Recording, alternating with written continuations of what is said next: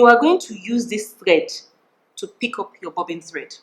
I take my balance wheel and I go into the machine just once, not more than once, just once. You can see it's going to pick up the bobbin thread.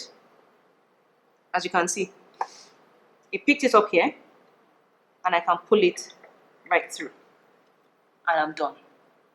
I pass my thread through my foot because my thread has to be under my foot, and then I drop the balance wheel, close my bobbin house, and I am ready to